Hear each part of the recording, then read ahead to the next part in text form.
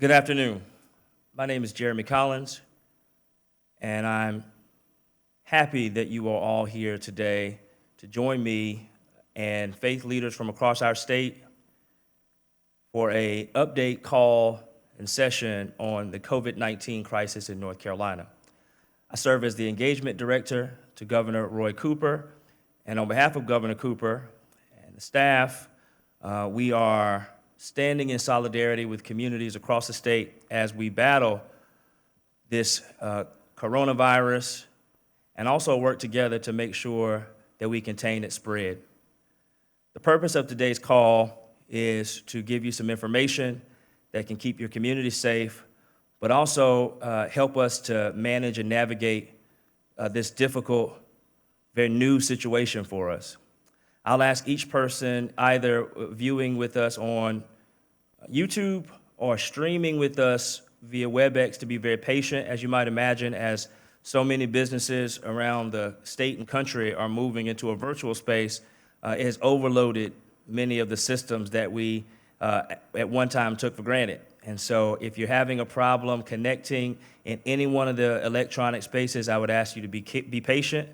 This video, one of the reasons we did it in this space is so that it would live here forever, or as long as we need it to. And so I'd ask you to bear with us, but I'm excited that you're here. I'm gonna tell you a little bit about what we're gonna do today. Again, I said earlier, the purpose of this time is to give you some updates on COVID-19 in North Carolina and to speak specifically to faith and civic groups who have questions about what's happening, what to do next, what does it mean for our different actions, our mission, our vision of our respective organizations. So we're going to speak to that today. And then you'll have an opportunity to hear from Governor Cooper, just with his vision and what his offices are doing and how we can collaborate to work together as we try to contain this virus. When I step down from the podium, you're going to first hear from Imam ABUTALEB.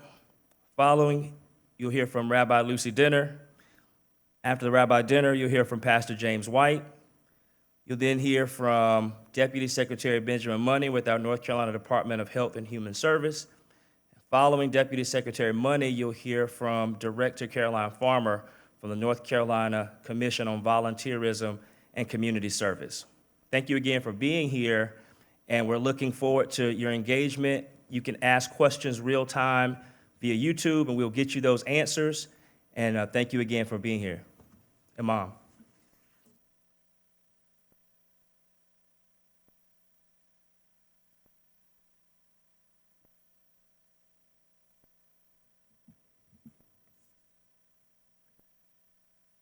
Good afternoon.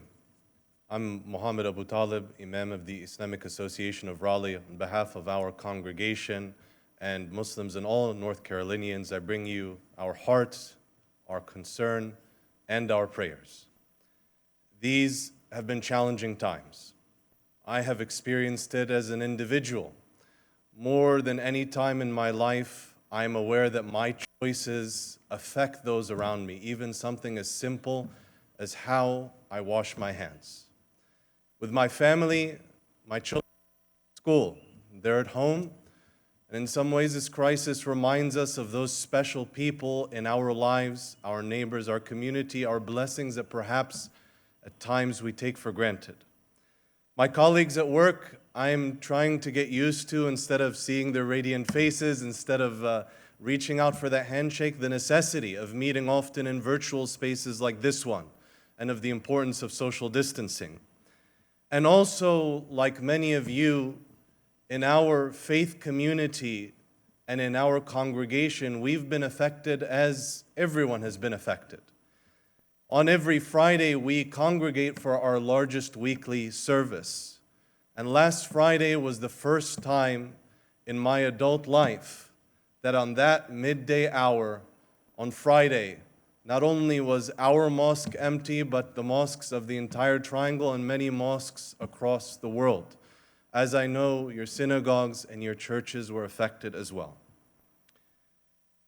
Even if the times force us to be more physically apart, to change our daily routines, it is an opportunity to recognize that we are coming together closer in our spirits and our hearts, perhaps than ever before. And that's some of the struggle and the important work that we're doing at our center, but I know all of you are as well. Across this region in Raleigh and surrounding cities, the Triangle Imams Council have been meeting not as one congregation, but many, and interacting with our interfaith partners as well, who are connecting with public health leaders, with government officials, with mental health professionals, seeking how we can ensure that even if people are home, more often than not, that they are not alone. And that is a message that we have a responsibility to share and that I want to share with you today. You are not alone, and we are not alone. In fact, this is reminding us, if we can find a silver lining in all this hardship, that we are more interconnected than ever, and we will only overcome this as a single, united family, a family of humanity and a family in faith. In our holy book, it reads that whomever saves a single soul, it's as if they have saved all of mankind. So I am reminding you and reminding myself that when you are taking those important steps of washing our hands, of keeping that distance, although it's uncomfortable, of changing our daily routines, it's as if we are washing the hands of all of humanity.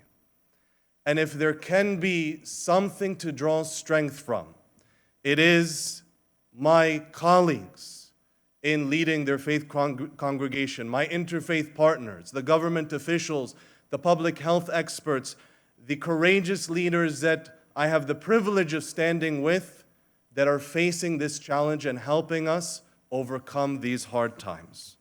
I am given strength by the 6-year-old who's still a little young to understand, but when he sneezed, he said, "You know what? I need to go wash my hands." The young 30-year-old woman and community leader who recognized that a lot of people who may not have as wide a support system may be feeling a little bit isolated now. And a lot of people with great hearts want to help. And so she started building a network to connect people. Reminded by the 70-year-old man, every morning at the crack of dawn, I would see him in our prayer services. And we had to ask him with a heavy heart to stay home. And through his tears, he said, "Know that I'll still be with you in my prayers." My brothers and sisters, I pray to God Almighty, to our Lord, that He unite our hearts in this crisis, that He strengthen our resolve, that He remind us now more than ever that we are in this together, that we are a single human family. We ask for God to lift the hardship and pain from those suffering from this illness and all hardship here and across the world, for His pardon, for His safety. We ask for safety and peace and security, and we ask for strength in one another and strength from the courageous work that you are all doing. Thank you, and peace be with you all.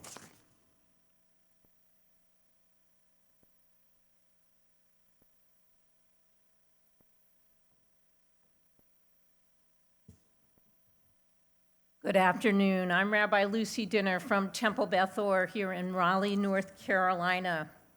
I join with all who are lifting their hearts in prayer and thoughts for those who are facing the illness and for all of us who feel isolated and alone, to let you know that we are not alone. Even though this pandemic is like nothing we have ever experienced in our lifetime, it sweeps savagely through villages, towns, cities, mountains, and across seas. It is the great equalizer of humanity. No matter the background, the race, origin, religion, or ethnic orientation, COVID-19 recognizes no differences between human beings. Along with its real and certain threat to life, the virus cuts to the core of our well-being. It foments economic uncertainty. It feeds fear and anxiety. It isolates and disproportionately punishes the disadvantaged. It accentuates the inequalities of our medical system, and it robs us of our social and spiritual vitality. This pandemic is the test of our lifetime. How we answer it will speak to our character and our faith. It demands that we live by the highest values of faith and humanity, lest we condemn ourselves and the world to demise. There is a midrash, an ancient Jewish parable taught by Rabbi Shimon Bar Yochai. A group of travelers embark on a ship. One of them takes a drill and starts drilling underneath his seat. The other passengers plead with him to stop. "What are you doing?" He retorts, "Why do you care? I'm only drilling underneath my seat. What business is it of yours?" They frantically reply, "The seat might be yours alone, but the water will rise and drown all of us on this ship." The ancient lesson finds its parallels in literature across cultures and natures. It is universal. It gets to the core of our imperative in this moment. As our tradition teaches, "I have set before you this day life and death, blessing and curse. Therefore choose life that you may live." While most of the time this stark distinction serves as hyperbole, in this case it is existential. The COVID-19 pandemic requires every community to unite to dampen its deleterious effects. Just as critical, COVID-19 reminds us of the central role that community plays in our world. The forces that lead us to the healing of the world are the same forces that lead us to the healing of the self. Each and every one of us has a role to play, not only to cordon ourselves off unto our cocoons, but to support our friends and neighbors and the strangers in our midst through the torrent. While we cannot join our hands together, we can and must lift our hands in united resolve to deliver food to the hungry. While we cannot fill the seats of our synagogues, our churches, our mosques, our community centers, we can and must open the doors of emptied buildings for teachers to care for the children of health workers and first responders. While we cannot gather for the blessing of a new baby or to toast the bride and groom, we can gather the best minds of our day to defeat this disease and to assure the day ahead when new babies will be delivered into a safe world and brides and grooms can again dance in the streets. Uniting in the task of righting our ship of this world, we can sail safe as one humanity. We can defeat this pernicious virus. We can heal ourselves. We can strengthen our community, and we can restore our world. May it be God's will. Amen.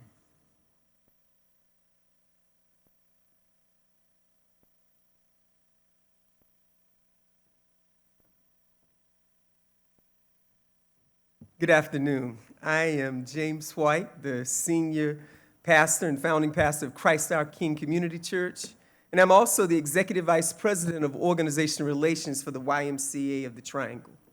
The weight of being a faith leader, or even declaring yourself as a person of faith in these challenging times are weighty. We must responsibly lead others and even lead ourselves in the midst of our fears. During moments, though, where there is the greatest fear, is really an opportunity for us to demonstrate the greatest faith. Someone said it this way: a faith that has not been tested is not faith at all. We now find ourselves as faith leaders, as pastors in the Christian tradition. We have ourselves in a moment where we're able to seize the opportunity to help people see that it's really not about going to church as much as it is about being the church. We have an opportunity to dispel the myth that a building defines the reality and power of our tradition, but to demonstrate that it really is a movement that can respond. And we're having to respond quickly. And yet organizations like the organization that I'm a part of, the YMCA of the Triangle, are understanding that we must journey together. And yet we're journeying into a future that seems like a mystery. But how we respond to mystery is often the opportunity to rewrite our history.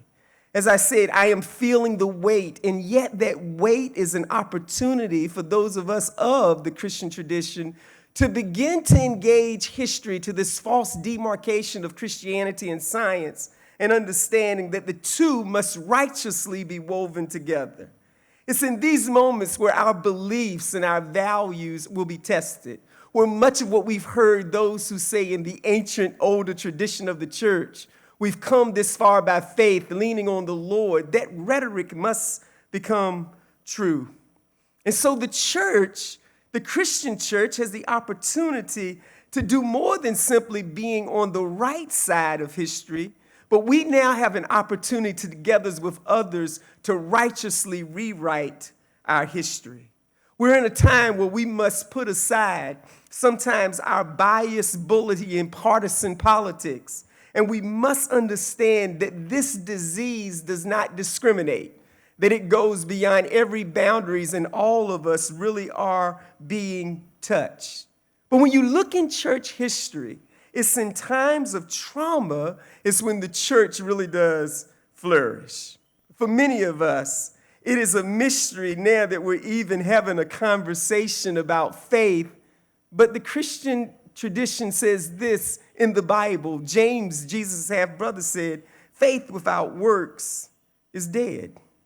We have a chance to be more alive now than ever before, and we must seize that opportunity, and yet we have a history in America. I, James White, as a black man, represent a people who for 244 years endured the dehumanizing disease of slavery and 99 years of Jim Crow. And yet the resiliency and resolve that comes out of the Christian tradition of hope, I am standing here today. But our sermons and our songs must have a collective voice. A voice that is not dependent on the size of our congregation, and an understanding of power that is fundamentally to the Christian church, because confinement and trauma have never had the last word. As a matter of fact, the framework of our faith reminds us that as he marched down the Via Dolorosa, even though the crowds were abusing him, the confinement and trauma did not have the last word, and Jesus was confined and said nothing. He was confined to a cross, nails in his hands, nails in his feet, confined to a tomb. And yet there's a mystery, because 3 days later he rose again from the dead. Because this is the time where mystery rewrites history. The words of Dr. King are important in this moment. As he himself was confined and isolated in a Birmingham jail, he would pen these words. In a real sense, all life is interrelated. All men are caught in an inescapable network of mutuality tied in a single garment of destiny. Whatever affects one directly affects all indirectly. I can never be what I ought until you are what you ought to be, and you can never be what you ought until I am what I ought to be. This is the related structure of reality. And that reality includes us today as we are woven together.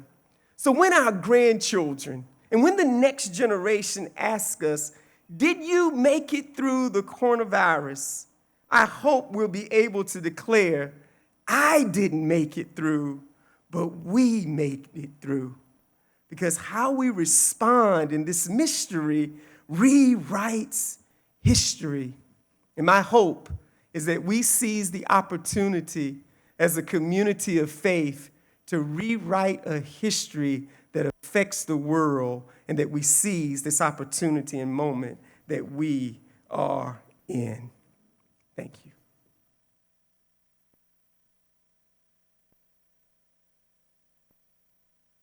Good afternoon. My name is Ben Money. I'm Deputy Secretary for Health Services with the North Carolina Department of Health and Human Services. I want to first of all thank our faith leaders for their tremendous support and words of encouragement. And I bring regards from our Secretary of Health and Human Services, Dr. Mandy Cohen, who is doing tremendous work right now in this unprecedented epidemic impacting our state and our nation, and actually the world. The actions that we're taking at North Carolina Department of Health and Human Services and through the leadership of Governor Roy Cooper are incredibly hard decisions, but there are some real consequences associated with our actions or inactions. Let me repeat that our goal is to slow the spread of the infection so that fewer people get sick at the same time and that we don't overwhelm our medical system resources. That's the aim of the measures that we've put in place, to slow the spread of the infection so fewer people get sick at the same time, and we don't want to overwhelm our medical system resources. Now, I know that there's a lot of confusing information out there, starting with the size of gatherings. The president's recent guidance asked people to limit their gatherings to less than 10 people for the next 15 days. And then the Centers for Disease Control now recommends that gatherings not exceed 50 people for the next 8 weeks. Our governor's executive order will stay at 100 people for what will be enforceable by local law enforcement. So what does that mean actually for everyone? It really means using good judgment and practicing social distancing. Again, we're trying to slow the spread of this infection. Remember that social distancing means standing approximately 6 feet away from other people whenever possible. Washing hands regularly, or if hand washing is not accessible, to use hand sanitizer. And also to practice proper respiratory etiquette, which includes coughing into your elbow. I want to particularly urge people who are at higher risk, those individuals that are over age 65 or have chronic diseases or have a weakened immune system. We want you to be especially vigilant. We also understand that the guidelines that we have right now might change. And I know that people want definitive answers, but we need to be prepared that recommendations are going to be changing based on the situation, and that North Carolina has the latest information, and that we're going to adapt our situation based on circumstances. This is a very fluid and developing process. And I know that testing is on everyone's mind. As of this morning, just to give you an update, we have had 63 positive cases in North Carolina in 18 counties. We also know that 1,850 tests have been completed in state lab, as well as in the state. And then there are also thousands of samples that have been collected and are in a pipeline of laboratories across the state of North Carolina. It's also important to note that positive test results reflect all testing being done in the state from those many different laboratories. And the North Carolina State Lab is just one of those pieces of the puzzle right now. Our hospital and commercial labs are also testing, and we're working on reporting the number of all tests, both positive and negative, regardless of where they were being done. Second, I want to give people an update on accessing COVID-19 tests. We are working with our healthcare community across North Carolina to expand sample collection sites for patients who might have the COVID-19 virus. On Monday, we sent clear guidelines to doctors in the state through the medical board on how they can collect samples from appropriate patients while also protecting themselves and other patients at their practices. If doctors are unable to collect samples for testing in their office, we're working with our public and private partners to expand sample collection sites for doctors to refer someone to an alternate non-hospital-based site. It's important to remember if someone is experiencing symptoms and they think that it may be due to COVID-19, those symptoms might be fever and a cough, they should call their doctor. Or if they don't have a doctor, they can call their local health department, local community health center, or free and charitable clinic.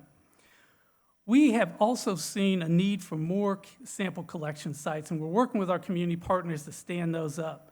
And we also understand that this is a major focus for our teams, and we're working around the clock to support our provider partners, as well as answer calls from the community. We're ramping up tests, which we see is really important right now. The level of intensity will change as we move through our response. Remember, I said this is a very fluid and developing process.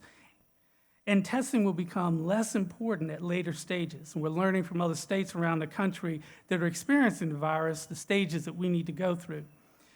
As we weather this pandemic together, recognize that actions that we take now are so that fewer people get sick at the same time. I just want to reemphasize that. So that those who need more serious medical care will have access to it. And this is also a reminder that most people who get the virus will not need medical care. All these measures remind us that our lives are connected and interdependent.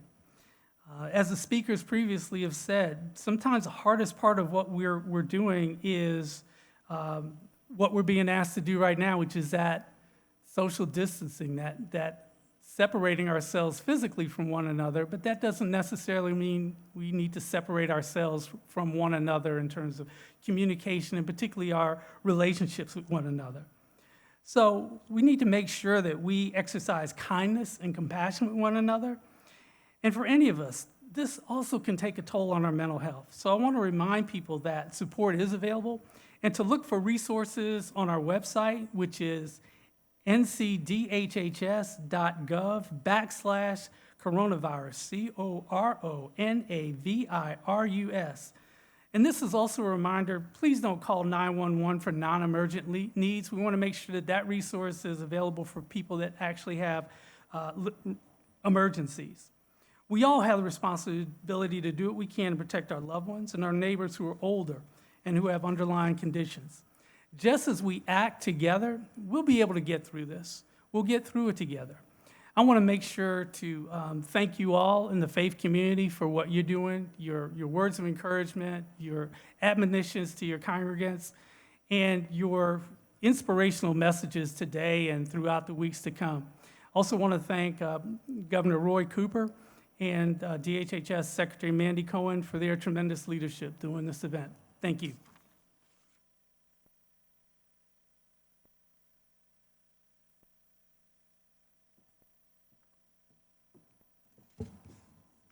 Hi, my name is Caroline Farmer. I run the Commission on Volunteerism and Community Service for the state of North Carolina. Thank you for being here, listening to our wonderful speakers, and also hopefully helping us in this time of need. Our first priority is preserving lives. Our second priority is preserving livelihoods without affecting preserving lives. So we are trying to address a lot of issues showing up across the state. We have 100 counties. Now, yes, this is a global crisis, but really, we are addressing it locally, where you are. And as part of that, the school districts locally are addressing the free and reduced lunches. But what about their families? A lot of them are hourly employees. They're not being paid right now. What about their neighborhoods? There are a lot of people who are not working right now. What about the elderly or vulnerable adults who can't get out to go get groceries? They may have gotten a lot up front last week, but what about the end of this week? Or the end of next week? What happens to those populations? So this is bigger than just not being able to host services or go to your work or your kids being in school. This is about helping your neighbors. This is about looking around you for those who do not have access to what they need to be healthy. So that's where I'm asking you to help, to get involved, to be engaged. What can you do? Well, they need food. So at the very least, volunteer with food pantries, food banks, entities that are already serving food. And let me just tell you, most of the volunteers that regularly show up at these places are older adults or those at risk. So those folks that regularly volunteer can't do it right now. If you're staying at home, if you have members of your religious organization who are healthy and can step up a few hours every other day, please recruit them to go volunteer in these establishments. So that's one, volunteer. The second thing that I want to make sure is that for the religious leaders, the community leaders, that you take care of the people in your environment, your members. Check on them, make sure they're okay, see what the needs are. Look for the communities that are underserved and make sure that serving is happening in those locations. So 2, serve your local population, your members. 3, reach out and talk to your local pantries. If they don't have facilities for a drive up and grab grocery bags full of food, offer to help solve that problem. If you're in a community that is deeply in need, communicate with the local pantry about setting up a pantry within the church environment, the religious institution, your community group, to make sure that those needs are as close as possible. You're providing as close as possible to those people who need these services. I work at the Commission on Volunteerism, as I said. Our website is volunteernc.gov, and if you go there, there is information under the disaster assistance about places that need volunteering. There are resources about your local pantry. There are resources about the schools and what's happening in the school districts, because sometimes there are going to still be places where the kids can't get to those schools, so we need your help to look for those. I'm grateful that around the state, so many of you have already stepped up. You are helping. If you've already been providing services, you've expanded those services. So thank you. But you know how this is. If you want people to get involved, you have to ask. So I'm asking. I'm asking you to look, reach out, see what the needs are. If we can help from the Commission on Volunteerism, email us. Our email is volunteernc@nc.gov. That's volunteernc@nc.gov to make sure that we are connecting you with the right resources to help your community, because we don't want to have any gaps. Thank you very much.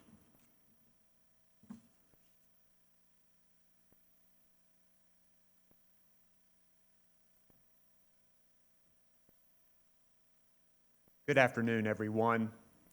I'm Roy Cooper and am honored to serve as your governor, and particularly during this time of stress and worry that we all face. I understand that there are hundreds of leaders in our faith community online and using WebEx, and I am so grateful for what you're doing, for the leadership and the support that you provide. Last night, I got a text from my pastor who said, "I'm praying like crazy for you." That kind of outreach, that kind of faith can matter so much at a time that it is so turbulent for all of us. This is an unsettling time. Most of the issues that we see, we know what the issues are and we know how to fight them. But this pandemic has put us in a situation where we have had to take significant action that actually protects the public health, but at the same time has side effects that can cause real problems for everyone, but particularly for the least of these. Oftentimes when we have disasters, the people who are hurting already get hit the hardest. And this one is no different. And if there was ever a time where people of faith can step up, the time is now.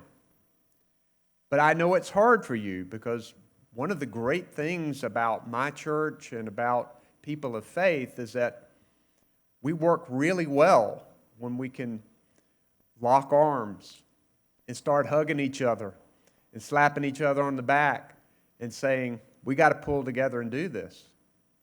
Right now, that physical interaction is not the wise thing to do.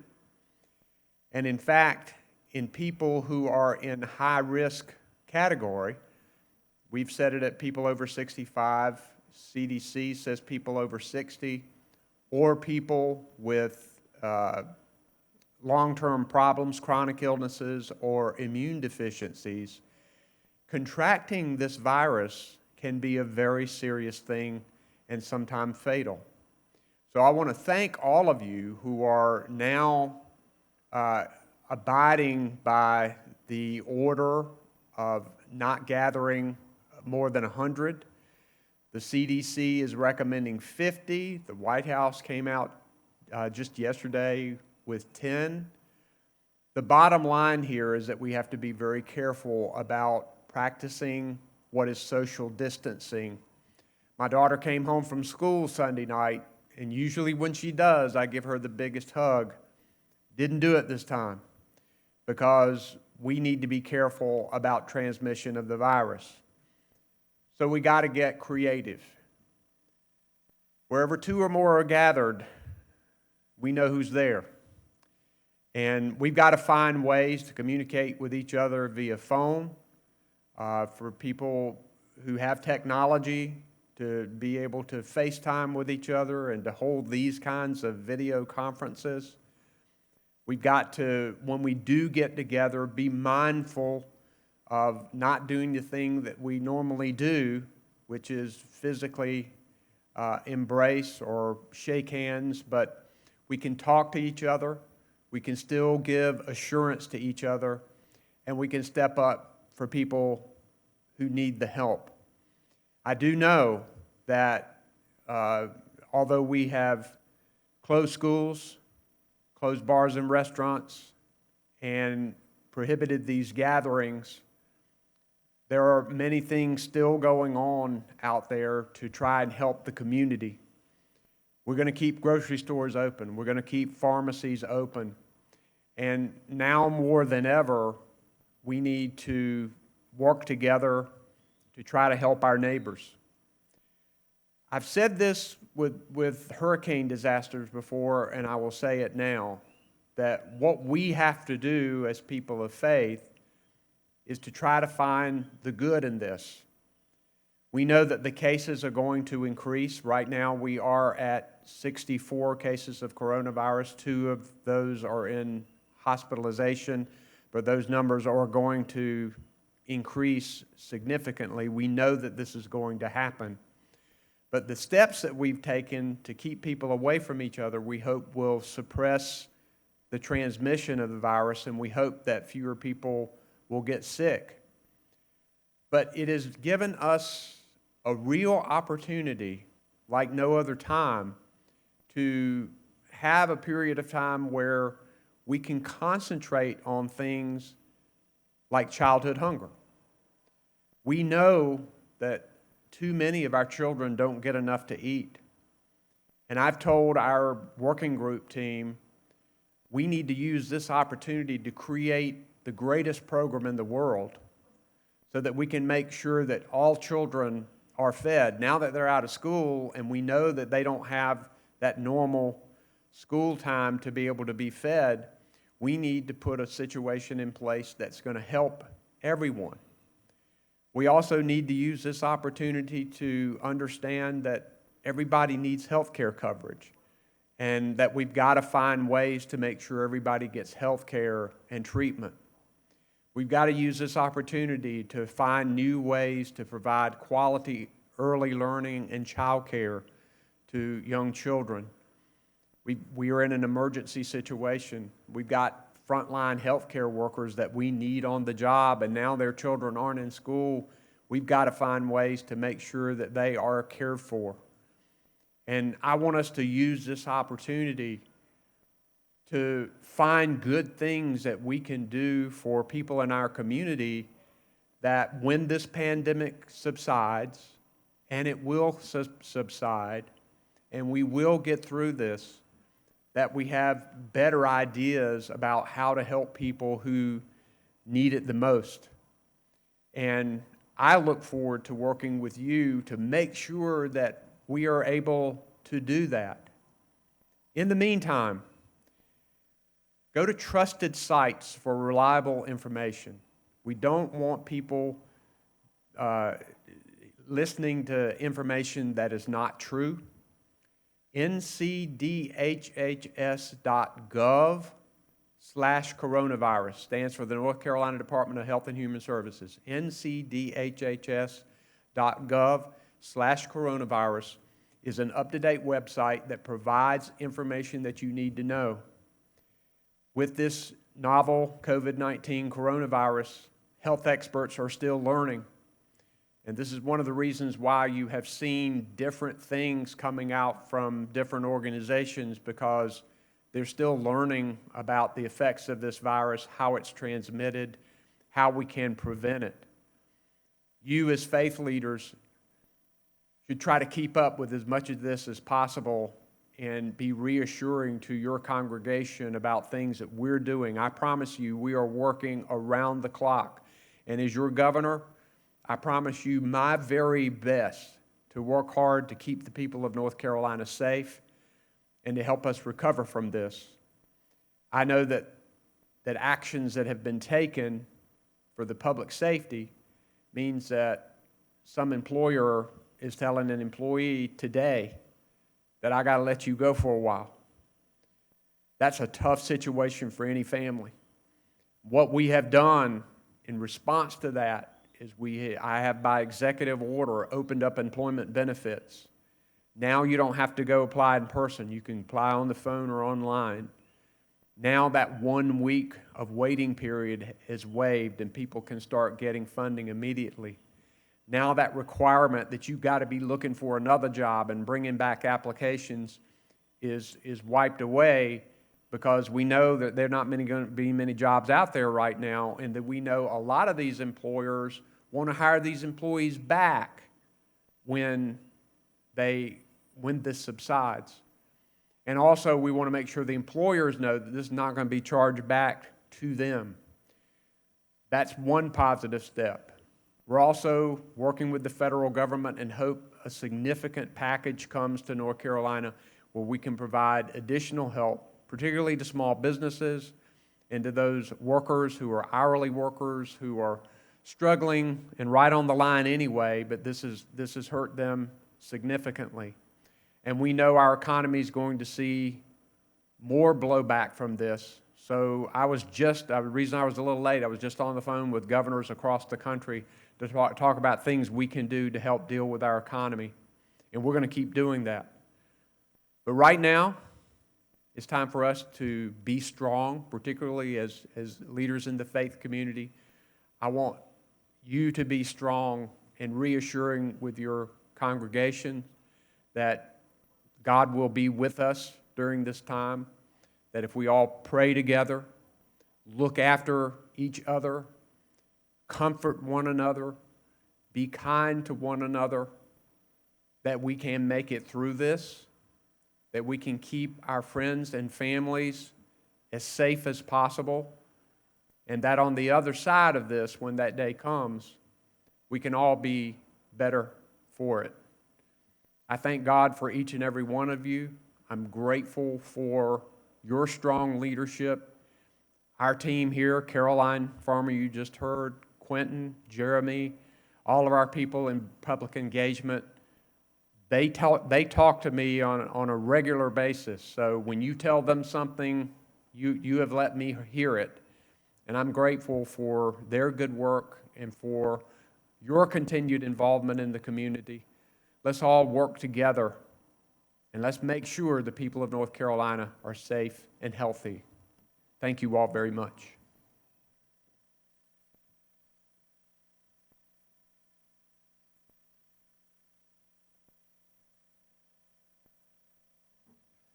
Thank you, Governor.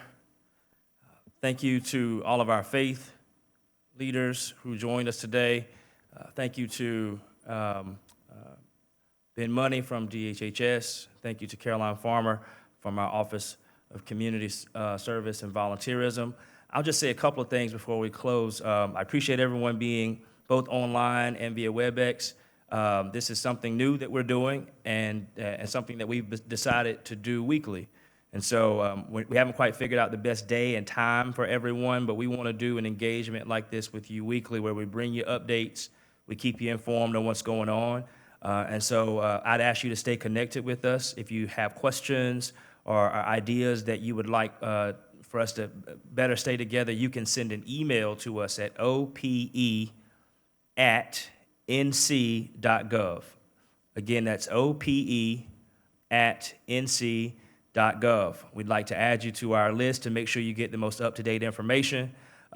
You heard some of the websites mentioned earlier. We want you to stay connected there, particularly with our Health and Human Service dashboard and opportunities to collaborate through our Office of Volunteerism and Community Service. But I think the second thing that I want you to do is probably the most important thing that's been said here. It doesn't matter what language it was said in, what faith it was said in, or the hue of the person who said it.